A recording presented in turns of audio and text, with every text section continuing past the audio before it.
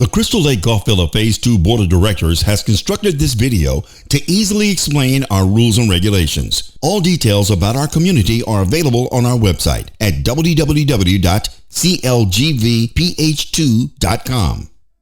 To Phase 2 homeowners, this community of single-family homes constitutes Crystal Lake Golf Villa Phase 2. It was developed in the 1970s as single-family homes with the intention that owners would occupy the homes within the boundaries of the community. Our various boards of directors have, from time to time, promulgated rules and regulations deemed necessary to carry out the mandate to administer the affairs of Phase 2 and to enforce the declaration of restrictions and other documents. The authority for these rules and regulations and any amendments thereto is granted to the Board of Directors by the documents. These rules and regulations, together with the documents, constitute the rights, privileges, and obligations of all owners and residents. The quality of our community life is determined not alone by the industry and the dedication of our boards of directors, but to a greater extent by the degree of cooperation among the residents. It is the duty of all who reside within our community to comply with these rules and regulations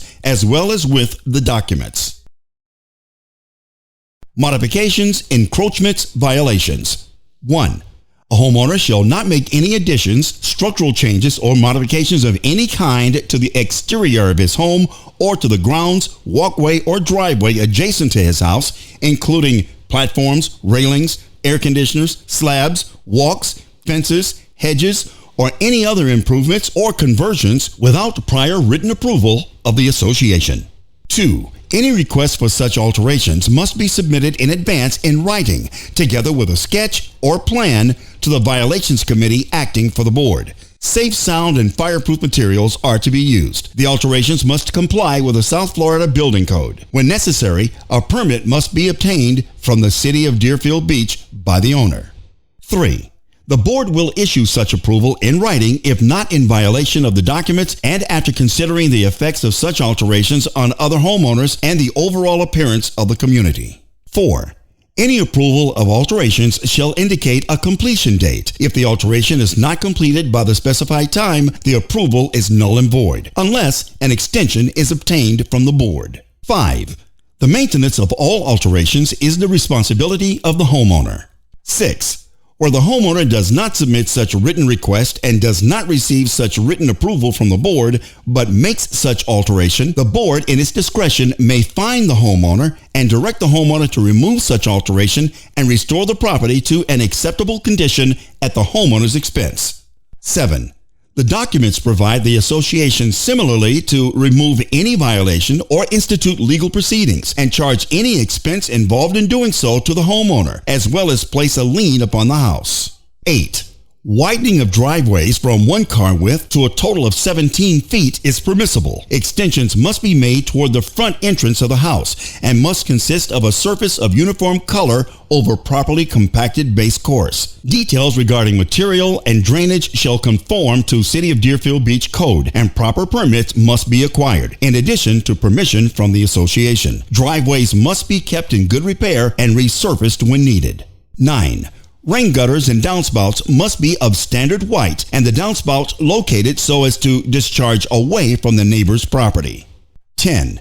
Painting and personalizing of exterior doors, shutters, and garage doors are permissible. It must be the responsibility of the individual homeowner to maintain same. General maintenance painting will cover all standard colors as chosen by the board. Prior written approval of the board must be obtained for any painting changes. Painting of walls inside enclosed front entrances, screened atriums, and porches facing the street must conform to the color of the house. Resales. 1. The Board of Directors wishes to emphasize that our community was originally developed as a neighborhood of single-family owner-occupied homes, and its operation is guided by the document known as Declaration of Restrictions. 2. A homeowner may not purchase or utilize a home in Crystal Lake Golf Villa Phase 2 for rental purposes only. 3. A homeowner in the process of selling his home must notify the Board of Directors in writing in advance. 4.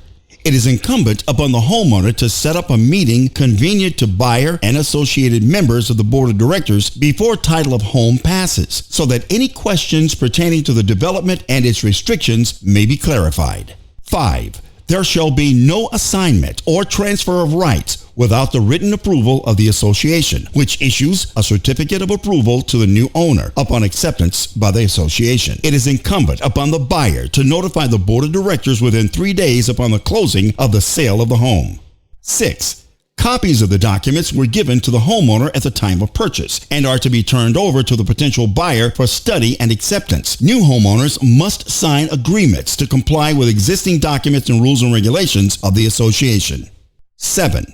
The buyer of the home must pay a non-refundable application fee of $125, which may be adjusted from time to time as needed by the board of directors, to the association to be submitted with the application for a certificate of approval along with a copy of the sale contract of the property. All costs incurred for background checks will be paid by the buyer to the association. 8. If a new purchaser neglects to acquire a certificate of approval from the board of directors, he will pay a penalty fee of $500 and any related legal fees, along with complying with all guidelines for purchase and approval. 9. For sale signs may be placed on the lawn between the house and the lamppost and not beyond the lamppost. 10. New purchasers must sign acknowledgement of an existing encroachment on common ground, if not previously approved by the board. Such acknowledgement is recorded with the deed in the county clerk's office at the buyer's expense. 11. The buyer of a home in Crystal Lake Golf Villa Phase 2 must pay 2/4 of maintenance fees in advance upon closing of the sale. Rentals. 1. While homes are not to be owned for the sole purpose of rental, the board of directors may approve rental of a residence at their discretion when a resident homeowner submits a written request that he has incurred a hardship and has a justifiable reason to request permission to rent his property. 2. A homeowner must live in the home for a period of no less than 3 years and provide proof of residence for that time period before a request to rent will be considered. The homeowner will pay maintenance fees for 2/4 ahead at the time of the rental approval and continue to be 2/4 ahead during the duration of the rental period. 3. If the board of directors approves a request by a homeowner to rent his property, the renter must complete all guidelines for application by supplying an application fee of $125 accompanied by the application for certificate of approval for lease and a copy of the lease. The renter must read and agree in writing to follow all rules and regulations of Crystal Lake Golf Villa Phase 2. 4. If the board issues a certificate of approval, it shall be for a period of 1 year only, at the end of which the renter must reapply for approval and be reapproved by the board. 5.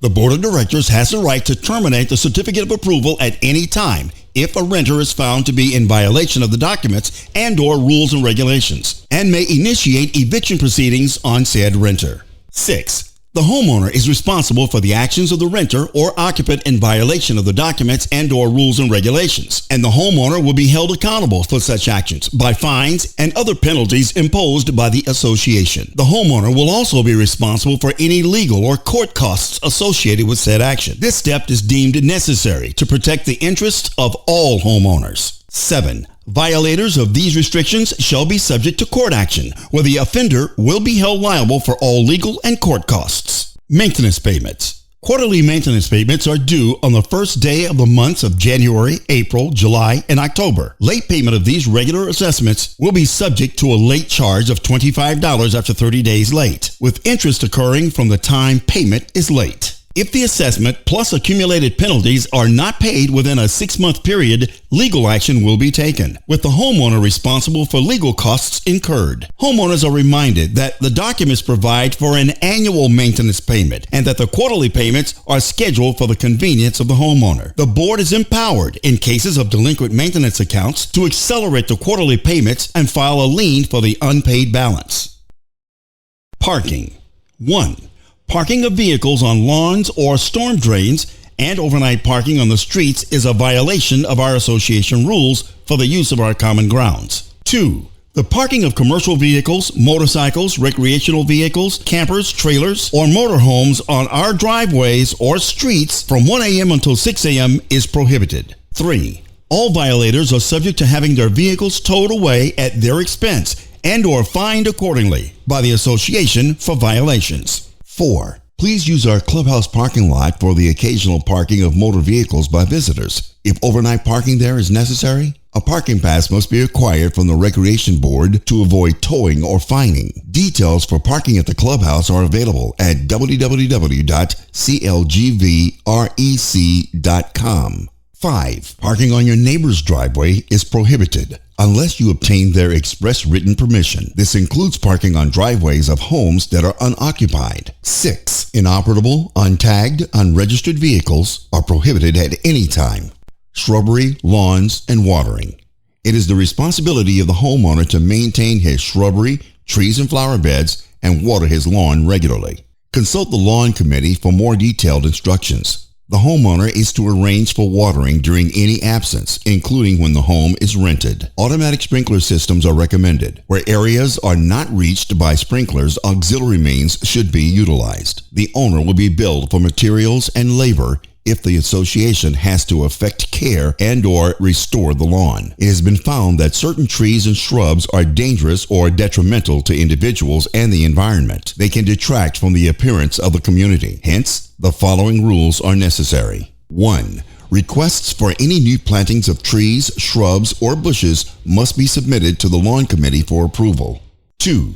Planting the following trees and plants is prohibited: ficus, Australian pine, century plant, oleander, cactus, schefflera, melaleuca, Brazilian pepper.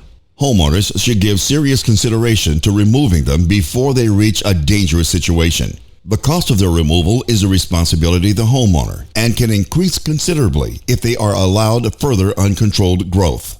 3. Branches and leaves of existing trees should be cut to a height of 4 feet above ground level to allow clearance for lawn workers. 4.